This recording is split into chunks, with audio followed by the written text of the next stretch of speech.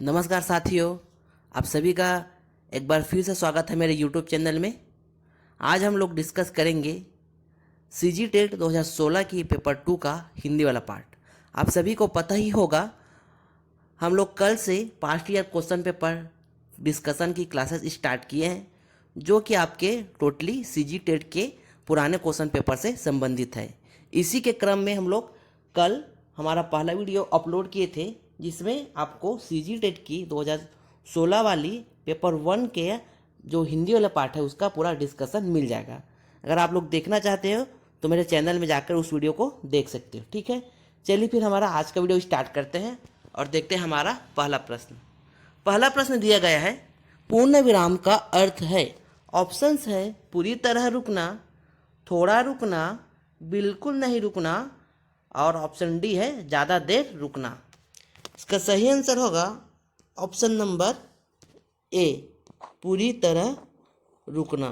इसका आंसर आप प्रश्न से ही बना सकते हैं, क्योंकि पूर्ण का अर्थ क्या होता है? पूरा। विराम का अर्थ होता है क्या चीज? रुकना। तो आप लोग देख लो कि किस ऑप्शन में पूरा रुकना शब्द का प्रयोग किया गया है। तो ऑप्शन ए में इसका प्रयोग किया गया है। सही आंसर क्या हो जाएगा आपका? Option number A. ठीक, अगला प्रश्न देखते हैं। निम्नलिखित में से कौन सा संघर्षी व्यंजन है? ऑप्शन ए है स, बी है क, सी है र, और डी है आपका ल। सबसे पहले देखो, संघर्षी व्यंजन होता क्या है? ऐसा व्यंजन जिसकी उच्चारण करते समय जब मुंह से हवा निकलता है उस टाइम मुख के किसी विशेष भाग में घर्षण उत्पन्न होता है। क्या बोला मैं? जब आप किसी व्यंजन का उच्चारण कर रहे हो, ठीक है, तो मुख से हवा निकलते या फिर वायु निकलते टाइम मुख के किसी विशेष स्थान में क्या हो? घर्षण हो, तो उसको हम क्या बोलते हैं? संघर्षी व्यंजन, या फिर इसी को ऊष्म व्यंजन भी कहा जाता है। ठीक है, तो चलिए फिर इसमें पहले हम लोग उच्चारण के देख लेते हैं कि किसमें घर्षण हो रहा है या नहीं। जैसे ऑप्शन डी का पहले देखो, ल में नहीं हो रहा है, र में भी नहीं हो रहा है, और क भी बोलो फिर भी इसमें नहीं हो रहा है। तो ऐसे ही इसमें सही आंसर निकल के आ रहा है हमारा क्या? ऑप्शन नंबर ए, स। और इसको बोल के आप लोग देख लो क्या आएगा? स। तो स बोल रहे हैं तो क्या हो रहा है? आपके वायु निकल रही है और घर्षण भी हो रहा है। ठीक, अगर इसके उच्चारण का स्थान देखें तो इसके उच्चारण का स्थान है तालु, इसी को तालव्य भी कहा जाता है। ठीक, इसके साथ जो अन्य संघर्षी व्यंजन है उसको भी देख लेते हैं। पहला क्या निकला हमारा? स। ठीक,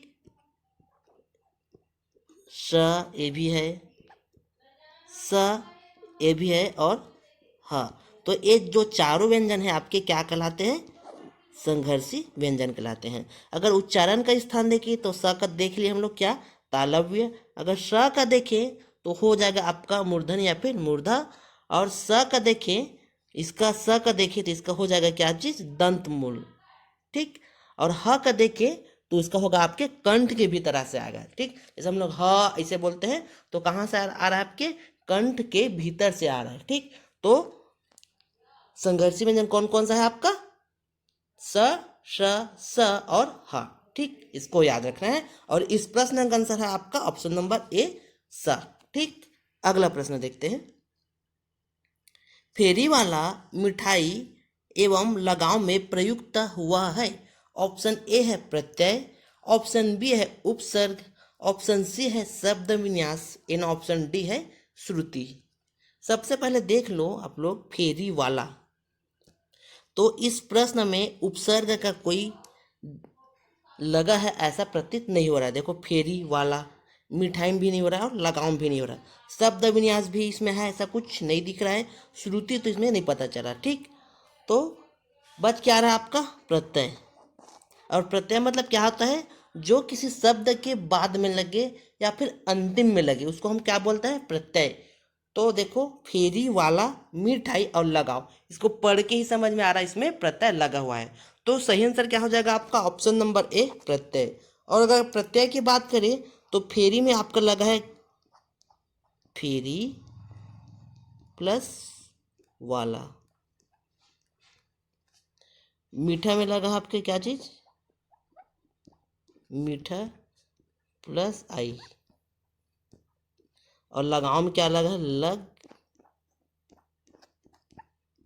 आओ। तो फेरी वाला में वाला है प्रत्यय, मिठाई में आई है प्रत्यय, और लगाओ में आव है प्रत्यय। ठीक, सही आंसर क्या हो जाएगा आपका ऑप्शन नंबर ए प्रत्यय। अगला प्रश्न है कपटी मित्र किस मुहावरे का अर्थ है? ऑप्शन ए है गुदड़ी का लाल, आस्तीन का सांप, आंख का तारा, गांठ का पूरा। इसका सही आंसर होगा ऑप्शन नंबर बी आस्तीन का सांप। ये बहुत ही फेमस कहावत या फिर मुहावरा है, इसको आप सभी लोग जानते हो। आस्तीन का सांप मतलब जो आपके मित्र होते हैं लेकिन वो आपके दुश्मन कहलाते हैं। ठीक, या फिर जो आपके मित्र होते हैं और आपके दुश्मन जैसा कार्य करते हैं, इसको हम क्या बोलते हैं, कपटी मित्र। और उसी के लिए मुहावरा क्या यूज करते हैं, आस्तीन का सांप। ठीक, अगला प्रश्न देखते हैं। तपोवन में प्रयुक्त संधि का नाम है? ऑप्शन ए है स्वर संधि, ऑप्शन बी है व्यंजन संधि, एंड ऑप्शन सी है विसर्ग संधि। इसका सही आंसर देखें तो सही आंसर होगा ऑप्शन नंबर सी विसर्ग संधि। और विसर्ग संधि का कौन सा वाला नियम लगेगा इसमें? एक नियम होता है विसर्ग संधि में, पहले इसका हम लोग विच्छेद करके देखते हैं।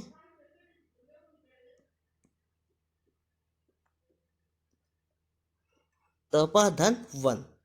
तो विसर्ग संधि का एक नियम है, इसके अनुसार यदि विसर्ग से पहले क्या आए, अ आए, और विसर्ग के बाद भी क्या आए, अ आए या फिर आ आए, तो वो क्या हो जाता है, ओ हो जाता है। क्या होता है, विसर्ग से पहले क्या आ रहा है आपका, अ आ रहा है, बाद में अ आएगा या फिर आ आएगा। ठीक, तो वो क्या हो जाएगा, ओ हो जाएगा। यहाँ पर देखो तपह, तो विसर्ग से पहले तप, तो अ आ रहा है यहाँ पे। ठीक, फिर इसके बाद में क्या आ रहा है, वन, तो व में भी क्या आ रहा है, अ आ रहा है। तो इन दोनों का मिक्सर होकर क्या बन जाएगा आपका ओ, तो क्या हुआ, तपो वन। ठीक, तो इसका सही आंसर क्या आया आपका विसर्ग संधि। ठीक,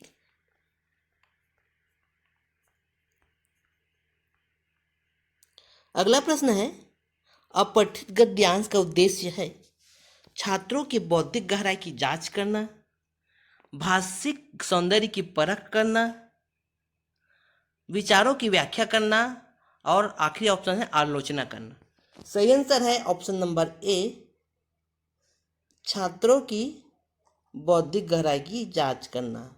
अपठित गद्यांश वाला प्रश्न आता है और इसमें भी आया होगा ये प्रश्न, तो उससे क्या होता है, आपकी जो बौद्धिक गहराई कितना है उसको हम लोग जांच कर सकते हैं ना, इसलिए अपठित गद्यांश को बनाया गया है। ठीक, सही आंसर होगा ऑप्शन नंबर ए छात्रों की बौद्धिक गहराई की जांच करना ही आपके अपठित गद्यांश का मेन उद्देश्य है। ठीक, अगला प्रश्न है फूक फूक कर पैर रखना कहावत का कौन सा अर्थ सही है?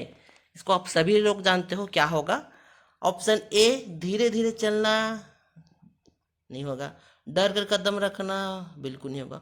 सोच विचार कर काम करना, ये इसका सही आंसर है। आप लोग जानते हो, एक बार अगर किसी चीज में गलती हो गई या फिर धोखा खा गए तो बोलते हैं ना कि फूक फूक कर कदम रख, मतलब अगर किसी में धोखा खा गए किसी चीज में, तो उसके बाद अगर उसको और करना है तो एक बार सोच विचार कर काम करते हैं, उसको बोलते हैं आप लोग फूक फूक कर कदम रखना। ठीक, ये पैर रखते हुए फूकना बिल्कुल नहीं होगा भैया। ठीक, अगला प्रश्न है जलज शब्द है? ऑप्शन ए है तत्सम, ऑप्शन बी है योग रूढ़, ऑप्शन सी है यौगिक, एंड ऑप्शन डी है क्या जी, रूढ़। तत्सम शब्द मतलब जिस जो किसके समान हो, संस्कृत शब्द के समान हो, उसको हम क्या बोलते हैं, तत्सम शब्द। जलज आपका तत्सम शब्द बिल्कुल नहीं है। योग रूढ़ शब्द वह शब्द जो यौगिक होता है, मतलब दो शब्दों से मिलकर बना होता है, लेकिन उसका एक विशेष अर्थ निकल के आता है, जैसे कि पीताम्बर। ठीक, वो दो शब्दों से मिलकर बना है पीताम्बर, लेकिन उसका एक विशेष शब्द आता है। पीताम्बर मतलब क्या होता है, श्री कृष्ण, मतलब वो जो विशेष अर्थ की बात कर रहा है। ठीक, इसी प्रकार जलज, तो जलज का अगर ऐसे नॉर्मल हम लोग निकालें, ठीक, तो जल से जन्मा, तो ऐसा बिल्कुल नहीं होता। एक एक इसका एक विशेष शब्द निकल के आता है जिसको हम क्या बोलते हैं, कमल। आप सभी लोग जानते हो जलज जो है कमल का क्या है, किसका है आपके, कमल का पर्यायवाची शब्द है। तो जलज जो यौगिक है ना, जल और ज से मिलकर ये बना है, लेकिन इसका एक विशेष शब्द एक विशेष अर्थ निकल के आ रहा है। कौन सा विशेष अर्थ, कमल आ रहा है, ठीक। तो इसको हम लोग क्या मानते हैं, योग रूढ़। तो सही आंसर क्या हो जाएगा आपका, ऑप्शन नंबर बी, योग रूढ़, ठीक। अगला प्रश्न है, गाल बजाना मुहावरे का अर्थ है। ऑप्शन ए है एक प्रकार का बाजा, ऑप्शन बी है गाल थपथपाना, ऑप्शन सी है डींग हाँकना, और ऑप्शन डी है आपका पूजा करना। पूजा करना, गाल थपथपाना, एक बाजा, तीनों बिल्कुल नहीं होता। क्या होता है कि आपका डींग हाँकना, बिना मतलब का सेखी बघाड़ना को बोलते हैं गाल बजाना, ठीक। अगला प्रश्न है, विराम चिन्ह की उपयोगिता है। ऑप्शन ए है भाषा को अलंकृत करने के लिए, ऑप्शन बी है भाषा की सामासिक शक्ति बढ़ाने के लिए, ऑप्शन सी है भाव अभिव्यक्ति की स्पष्टता के लिए, एंड ऑप्शन डी है व्याकरण का ज्ञान कराने के लिए।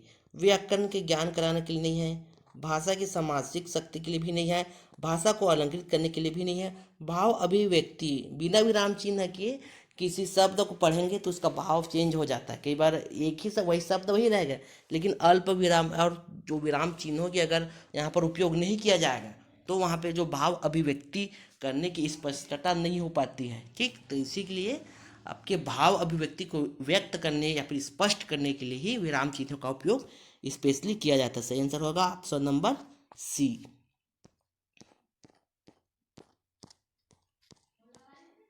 अगला प्रश्न है, निम्नलिखित में से कौन सा पश्च स्वर है। ऑप्शन ए है ज, ऑप्शन बी है ई, ऑप्शन सी है उ, और ऑप्शन डी है अ। पश्च स्वर मतलब ऐसा स्वर जिसका उच्चारण करते समय जीभ का पश्च भाग इस्तेमाल किया जाता है या फिर पश्च भाग का उपयोग होता है, उसको बोलते हैं पश्च स्वर। तो पहले देखो ज का उच्चारण करके देखो, ज में जीभ का अग्रभाग यूज हो रहा है, ई में जीभ का पश्च भाग का उपयोग नहीं हो रहा है, ऊ, तो ऊ में क्या हो रहा है, जीभ के पश्च भाग का बिल्कुल उपयोग हो रहा है। तो सही आंसर हो जाएगा ऑप्शन नंबर सी, ऊ, ठीक। अगला प्रश्न देखते हैं, भाषाई कौशल के अंतर्गत क्या क्या आते हैं। ऑप्शन ए है खेलना कूदना, ऑप्शन बी है पढ़ना लिखना, ऑप्शन सी है बातचीत करना, ऑप्शन डी है देखना। सही आंसर है ऑप्शन नंबर बी, पढ़ना लिखना। भाषाई कौशल के अंतर्गत आपके पढ़ना लिखना आता है। इसके पीछे वाले वीडियो में देखना आप लोग, पढ़ना लिखना सुनना बोलना, ये चारों आपके किसी बच्चे के भाषाई कौशल में विकास के लिए बहुत ही महत्वपूर्ण था, ठीक। तो भाषाई कौशल के अंदर क्या आता है आपके, पढ़ना लिखना, ठीक। सार्थक शब्द शब्द सार्थक तभी कहे जाएंगे जब वह बोलने में सरल हो, वे वाक्य में प्रयुक्त हो, उनके निश्चित अर्थ हो, व्याकरणिक दृष्टि से सही हो। सही आंसर देखें, सही आंसर होगा ऑप्शन नंबर सी, उनके क्या हो, निश्चित अर्थ हो। कोई शब्द है तो वो तभी सार्थक मानते हैं जब उसका एक निश्चित अर्थ होता है, ठीक। तब उसको हम लोग शब्द मानेंगे, नहीं तो उसको नहीं मानते, ठीक, उसको निरर्थक मान के चलेंगे। सही आंसर है ऑप्शन नंबर सी। अगला प्रश्न है, अच्छा शब्द विशेषण के रूप में किस वाक्य में प्रयुक्त हुआ है। ऑप्शन ए है अच्छा तुम घर जाओ, ऑप्शन बी है तुमने अच्छा किया जो आ गए, ऑप्शन सी है यह स्थान बहुत अच्छा है, ऑप्शन डी है अच्छा है वह अभी आ जाए। देखो सही आंसर होगा ऑप्शन नंबर सी, यह स्थान बहुत अच्छा है का स्थान की विशेषता बता रही है कि वहाँ अच्छा है। सही आंसर हो जाएगा ऑप्शन नंबर सी। अगला प्रश्न है, वाक्य है। ऑप्शन ए है शब्द मात्रा, ऑप्शन बी है उच्चारण मात्रा, ऑप्शन सी है विचारों को पूर्णता से प्रकट करने वाला पद समूह, और ऑप्शन डी है चिन्ह मात्रा। सही आंसर होगा ऑप्शन नंबर सी, विचारों को पूर्णता से प्रकट करने का पद समूह। सही बात है, जो सेंटेंस होते हैं, जो विचार होते हैं हमारे, है ना, उसको पूर्ण रूप से प्रकट करने वाले एक पदों का समूह होता है, ठीक। तो सही आंसर है ऑप्शन नंबर सी, विचारों को पूर्णता प्रकट करने वाले एक पद समूह तक का वाक्य।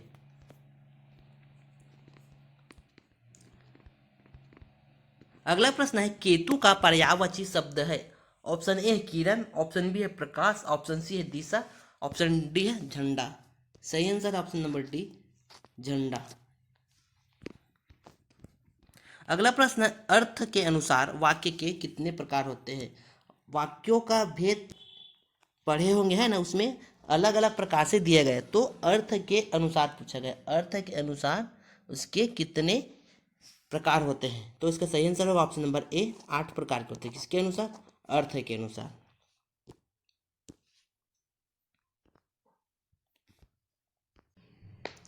सही आंसर कौन सा आपका है? Option number A, 8। अर्थ के अनुसार वाक्य के 8 प्रकार होते हैं।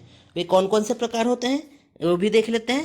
पहला होता है आपका विधानवाचक, दूसरा होता है निषेधवाचक, तीसरा होता है आज्ञावाचक, चौथा होता है प्रश्नवाचक, पांचवा होता है इच्छावाचक, छठवां होता है आपका संदेहवाचक, सातवां होता है विस्मयवाचक और आठवां होता है आपका संकेतवाचक। ठीक, तो अर्थ के अनुसार कितना भेद है आपके? 8 भेद।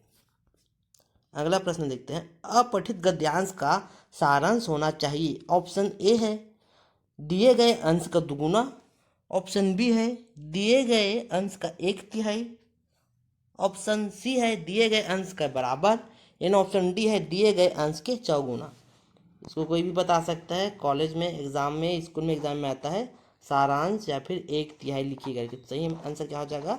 दिए गए अंश का 1/3 होता है। ठीक, सारांश हमेशा क्या होता है? दिए गए अंश का 1/3 होता है।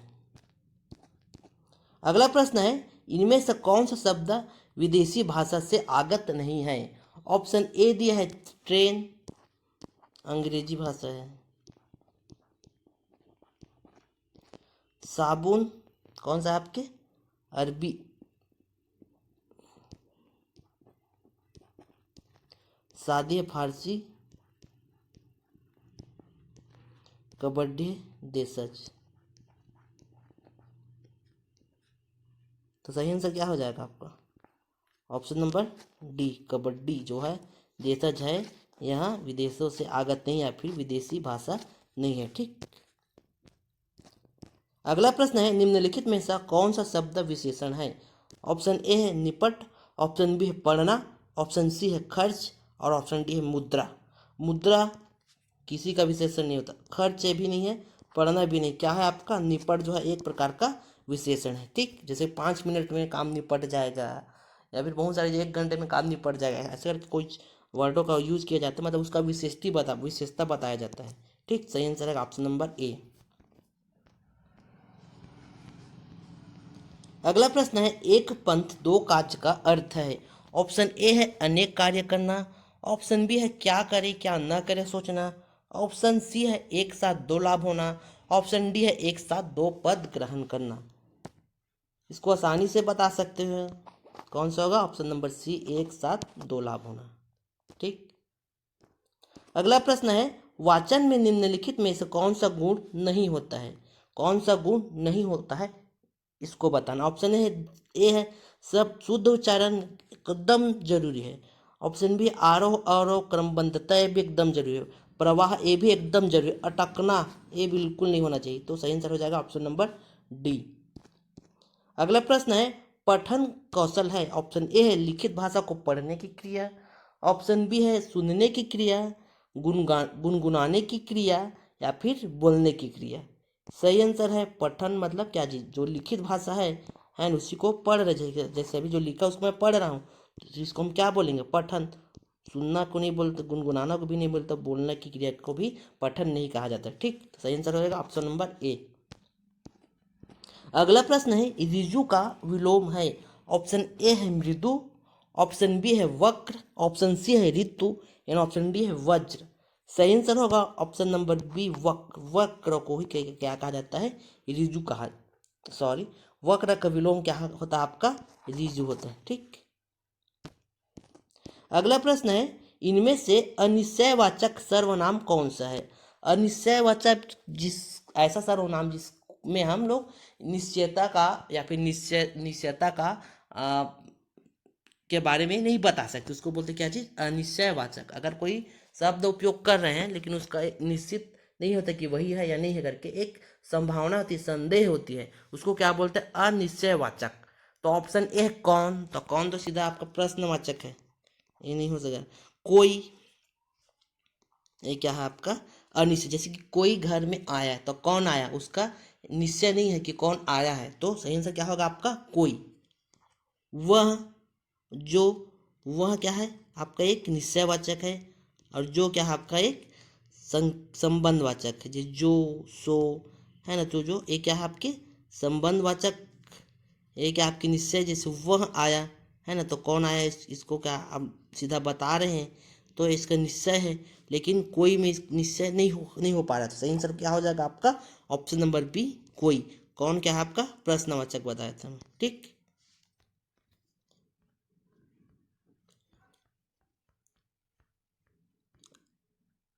अगला प्रश्न है मोटापा और बुढ़ापा भाववाचक संज्ञा किस लिंग में प्रयुक्त होता है? ऑप्शन ए है स्त्रीलिंग, ऑप्शन बी है पुल्लिंग, ऑप्शन सी है एक स्त्री लिंग में और एक पुल्लिंग में, एंड ऑप्शन डी है इनमें से कोई नहीं।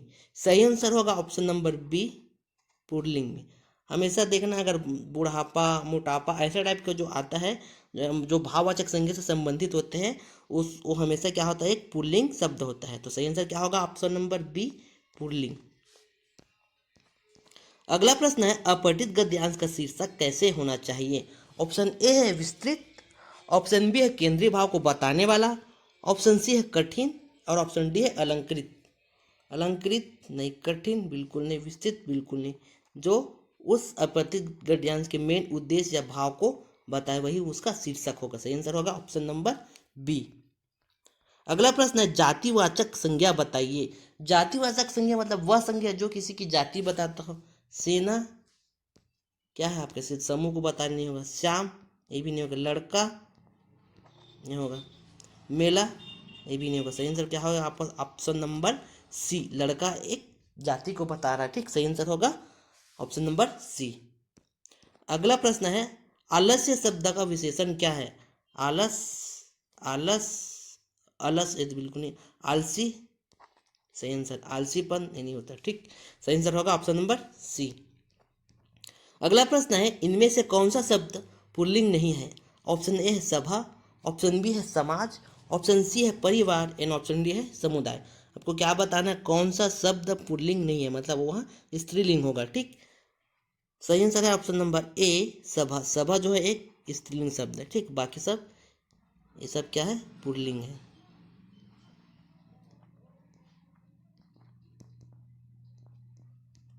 सही आंसर होगा ऑप्शन नंबर ए सभा, ठीक।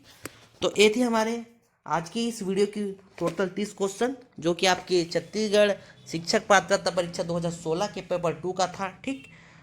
आई होप वीडियो आप लोगों को अच्छी लगी हो। अगर वीडियो अच्छी लगी हो तो वीडियो को लाइक करना और चैनल को सब्सक्राइब करके बिल्कुल जाना, ठीक है। मिलते हैं अगले वीडियो में, तब तक आप सभी को जय जवाहर जय छत्तीसगढ़।